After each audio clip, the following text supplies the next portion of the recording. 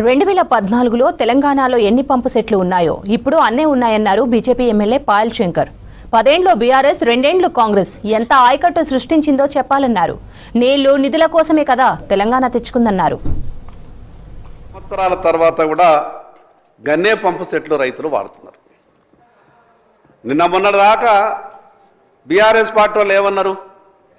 మేము చాలా గొప్పగా చేసినాం, ఈ పక్క గోదావరి ఆ పక్క కృష్ణ దాదాపు 90% పనులు పూర్తి చేసి తెలంగాణ రాష్ట్ర రైతులంతా కూడా సంబరపడే విధంగా మేము అన్ని కార్యక్రమాలు పూర్తి చేస్తామని ఒక పక్క బీఆర్ఎస్ పార్టీ మాట్లాడే ప్రయత్నం చేసింది.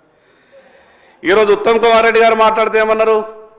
మేమేం తక్కువ చేయలేదు, 2 ఏళ్లలో మేము కూడా చేయాల్సిన కార్యక్రమాలు చాలా చేసినాం వారు చెప్పే ప్రయత్నం చేశారు. మరి ఇటుపక్క టీఆర్ఎస్ ప్రభుత్వం గతంలో 10 ఏళ్ళు, ఇప్పుడు కాంగ్రెస్ ప్రభుత్వం 2 ఏళ్ళు, ఇంత గొప్పగా ఈ రాష్ట్రంలో ఆయకట్టు అభివృద్ధి జరిగితే 2014లో తెలంగాణ రాష్ట్రం రాకముందు ఈ రైతులు ఎన్నైతే పంపు సెట్లు వాడుతుండేనో మళ్ళా గన్ని పంపు సెట్లు ఇప్పుడు కూడా వాడితే ఈ ఆయకట్టు అంతా ఎక్కడ అభివృద్ధి అయింది? వాళ్ళు చేసిన గొప్పతనం, వీళ్ళు చేసిన గొప్పతనం అక్కడ ఏ రాష్ట్రానికి వెళ్ళింది? ఈరోజు అధ్యక్ష, గోదావరి కృష్ణ జలాల మీదనే కాదు అధ్యక్ష, ఈ రాష్ట్రంలో ఉన్నటువంటి అన్ని ప్రాజెక్టుల మీద ఈ సభలో చర్చ జరగాల. ఎందుకు తెచ్చుకున్నాం అధ్యక్ష మనం తెలంగాణ? నీళ్ల కొరకే కదా. తెలంగాణ రాష్ట్రం సాధించుకున్న తర్వాత ఇటు గోదావరి పరివాహక ప్రాంతం కానీ కృష్ణా పరివాహక ప్రాంతం కానీ సమానంగా గొప్పగా అభివృద్ధి చేయాల్సిన బాధ్యత గత పాలకుల మీద ఉండే, ఈరోజు పాలిస్తున్నటువంటి పాలకుల మీద కూడా ఉన్నది. కానీ అధ్యక్ష, జరిగిందేమి? ఒక పక్క దాదాపు 8.5 లక్షల కోట్ల అప్పు, కానీ ఈ రాష్ట్రంలో ఏ ప్రాజెక్టు ఇంకా పూర్తి కాలేదు. మరి దేని కొరకు జరిగింది అధ్యక్ష అంత అప్పు? ఒక పక్క ఏం చెప్పింది బీఆర్ఎస్ పార్టీ? ఒక ప్రాజెక్టుకి ఏమో 36,000 ఎకరాల ఇంకా భూసేకరణ చేయాల్సినటువంటి పని ఉన్నది. 46,000 ఎకరాల భూసేకరణ చేసే ప్రాజెక్టు కేవలం 10,000 ఎకరాల భూసేకరణ జరిగి ఇంకా 36,000 ఎకరాల భూసేకరణ జరగాల్సున్నా, కానీ చెప్పే మాటలలో ఏం చెప్పారు అధ్యక్ష? 92% పనులు పూర్తి చేసినామన్నారు. ఎట్లా ప్రాజెక్టు ఆకాశంలో కట్టినరా?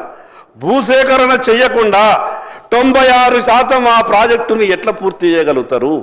అంటే అసలు తెలంగాణ ప్రజలు మేము ఏం చెప్పినా ఈ శాసనసభలో ఇంతనేమో, వాళ్ళకు మిగతా టెక్నికల్ విషయాలు వాళ్ళకేం అర్థమని అనుకుంటున్నామో, కానీ ఈ రకమైనటువంటి సభలోని ఇంత గందరగోళమైనటువంటి మాట్లాడే మాటలు ఈ సభ నుంచి విన్న తర్వాత చాలా బాగా అనిపిస్తుంది అధ్యక్ష.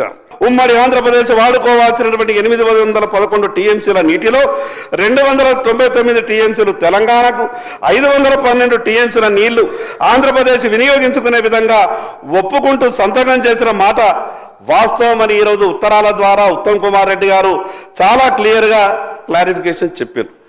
మరోపక్క ఏం చేశారు అధ్యక్ష?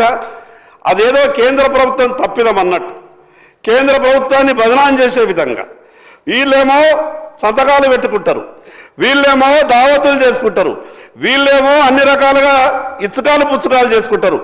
ఈ రకంగా చావు నోట్లో తలకాయ పెట్టి తెలంగాణ రాష్ట్రాన్ని తీసుకొచ్చినానికి గొప్పలు చెప్పినటువంటి కేసీఆర్ గారు 299 టీఎంసీలకి సంతకం పెట్టాల్సిన అవసరం ఎందుకు వచ్చిందో ఈరోజు సభలో ఉండి జవాబు చెప్పాల్సిన బాధ్యత 10 ఏళ్లు పాలించినటువంటి బీఆర్ఎస్ పార్టీ మీద ఉండే. కానీ ఎందుకో మరి వాళ్ళు ఏ రకమైనటువంటి ఆలోచనతో ఈ తెలంగాణ రాష్ట్ర ప్రజలకు జవాబు చెప్తలేరో వాళ్ళు సమాధానం చెప్పాలా. అధ్యక్ష, తెలంగాణకు ప్రత్యేకంగా కృష్ణా బేసిన్ జిల్లా, తెలంగాణకు ప్రత్యేకంగా కృష్ణా బేసిన్ జిల్లాలకు శాపంగా మారిన తొలి